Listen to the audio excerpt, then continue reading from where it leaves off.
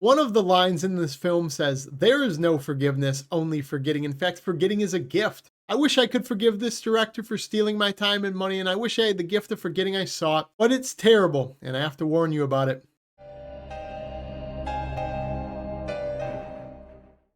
So Blink Twice is basically the cinematic equivalent of being kicked in the balls for 2 hours. And it stars Channing Tatum playing this tech guru named Slater King. He's basically been canceled by society. You know how it goes. He's on one of these apology tours, traveling around, going to these shows, making amends, speaking publicly. And on one of his appearances, he says he is going to therapy, he's a changed man. He's bought this private island. He lives off the land. He's a new guy. He lives in solitude, new outlook on life. So that's where he's at nowadays. And then we go on to meet the secondary character named Frida. She's a cocktail waitress at a gala he goes to. And you don't know too much about her character and her friend. You just know they're basically nobodies. They work this dead-end job. They live in a dumpy apartment. And you know Frida's obsessed with Slater King. She believes his apologies. She watches his videos. She has a clear fixation on this guy. So one day, luckily for her, she stumbles into him at one of these gala events.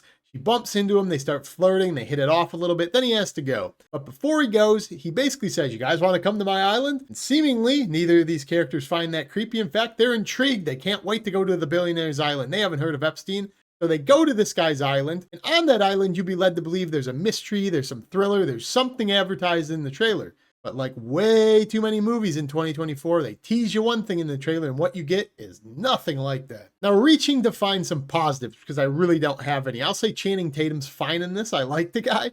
He's convincing enough as this tech guy, as this lovey-dovey hipster who's redeemed. Fun. You buy into the fact he's pretty likable, but I can't even give it a positive for that, because for a film, for him to be the only likable character, and we know he's not a good guy, he's done some bad things, the fact that he's the most likable character in this should tell you all you need to know about the rest of them. And the only other positive, I guess, being that the general premise of this movie should have been interesting, because you have these people going to this guy's island.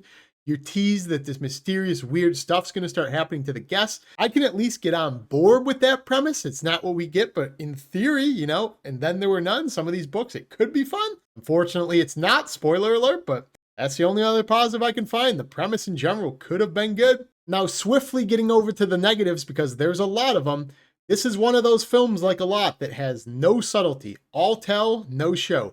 This is probably the single most egregious example of this I have ever seen in a movie theater, because before the opening shot, this is actually before the movie even plays, they show you a trigger warning. And maybe some people need those, maybe some don't. I don't agree with it whatsoever, but it says this movie is going to be exploring powerful themes. It's going to be exploring the themes of abuse of power, sexual assault. It basically gives you an entire opening sequence of what this film is going to be about. Explains it out right in front of you. So any intrigue you had, any mystery you had, any of the fascination you had with where this movie could go, you know what it is now. They told you in the trigger warning.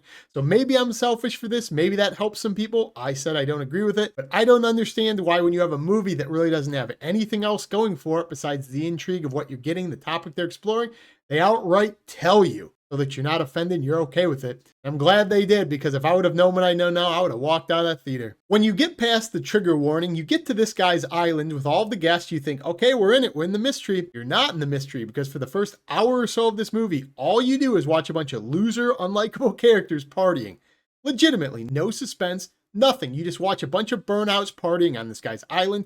It's redundant. It gets boring really quick. That's the word of emphasis. My God, is this movie boring. If you can get past the fact that these are all very unlikable characters you're spending almost all of the runtime with, I did not think any of them were acted well besides Channing Tatum, especially the lead. I did not buy her as a good actress at all. In fact, I thought she was pretty bad at showing fear. All she did was grin anytime she was scared. Same move every scene. The icing on the cake for these characters being, I did not believe these characters for a single second in the situations this movie gets into. You have Channing Tatum, he's playing a billionaire, and he meets this girl named Frida. Like I said, she's this quirky, weird, obsessive, kind of just nobody compared to him. Let's be honest, he's a billionaire. And somehow he just falls for her and he wants her to come to this island. And I get it based on the themes this movie goes for. That's not the central point. But I did not believe for a second he would ever be interested in her. I do not believe for a second she'd ever fit in this island with these rich executives, these models. I don't know who cast this. I don't know if it was the way she was written. That is the most immersive breaking part of this film. I did not buy anything they're trying to lecture you about this story from day one. The sad thing is that somewhere buried deep down inside this premise of these guests going to this weird exotic billionaire's island, guests going missing, strange occurrences, there's a good movie buried in there somewhere. We just didn't get it. But whatever they were planning on doing, whether it was the commentary, whether it was the suspense, I don't really think any of it stuck and any of it landed. In fact, it was damn near unwatchable for the vast majority. As I said, you're just following these guests. They're partying over and over again, same time loop every day, every night. And every once in a while, they have to throw in a trope to make you feel like you're in the middle of a thriller. You'll see a native on the island smiling in the distance, sharpening a sword. Something that in and of itself is not inherently scary at all, but based on the ambience and the music they include, supposed to make you feel tense, doesn't work. All up until the point where randomly, for no reason at all, because the guests have all been having a good time at this point, one of the guests just says something is really off here. And you kind of are wondering at the time she says that because you're like, all the guests have just been partying, having a good time. You haven't depicted anything on screen that's bad at this point. And they go on to kind of explain as a cop-out why this is later on. But up until this point, again, they're just telling you, not showing you. Nobody in this movie seems like they're having a bad time. They're scared, anything.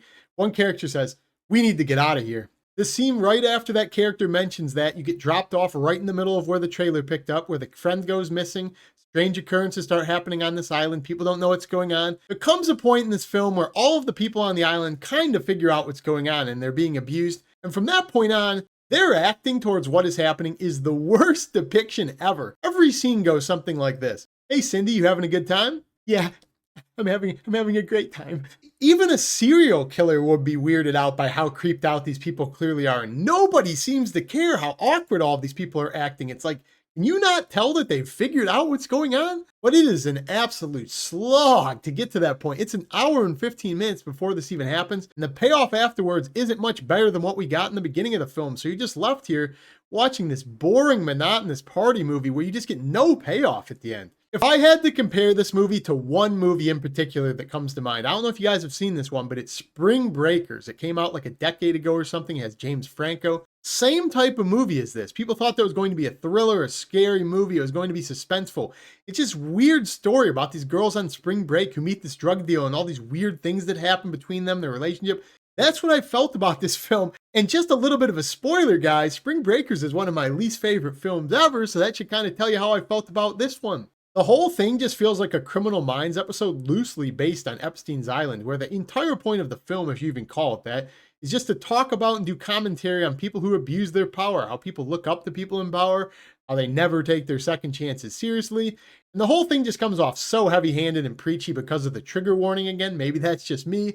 But when you lay it out in front of me, this is what we're exploring. This is how deep we are. You just don't care because when they're laying out this dialogue and they're tackling this, it comes off so preachy, like there's an agenda, specifically towards men. And I don't normally say that in these movies, but this one, I couldn't help it. And there's a couple of lines by women in this film about rising up against men in power, women needing to stand with other women, men not understanding how bad women have it, which I can agree with in a lot of capacities, but I also don't think it's the way you write dialogue for characters. It comes off pretentious, like you're lecturing the audience. And I'm going to go out and say something radical here. I don't know many sane people who are pro-abuse. I feel like basically everybody I know is against abusers. They call it out.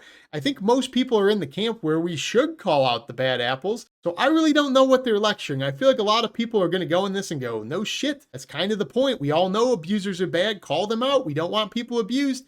I just don't know who's going to learn a lesson from this movie. So again, I don't really know who the target audience of this is. The funny thing is, I can already see so many people giving this a pass or approving of it, especially critics, the way they rate, because of the intention of the movie, how profound it's trying to be. I've noticed this thing recently with movies where if they attempt to do good, they say the right things, they have the right message, a lot of people give it a pass and instantly go, oh, it's a good movie. I don't agree with that at all. Execution definitely matters no matter what your intent is. Just because you tried your hardest doesn't mean you get an A on the project. If the end result is shit, it's still shit. Obviously, guys, as you can tell, I hated this movie. I thought the characters were unlikable, poorly acted, preachy movie, boring. I cannot emphasize that. I almost walked out of this film. It's the only film I thought about this year doing that. This might actually be my second least favorite film of the year, and I'd have to debate that. I did not think that was going to be a possible discussion going into this, but yeah, it's that bad. It's dog shit. I don't know, guys. I'm genuinely curious. Have you guys seen this film? Did you hate this film as much as me? Did you get something from this? Please let me know in the comments. I am desperate to discuss it. As always, if you haven't subscribed yet, what are you waiting for? I do it all on this channel. New releases, scary stuff, all of it. Join me down below. That's all I got in this video. Peace.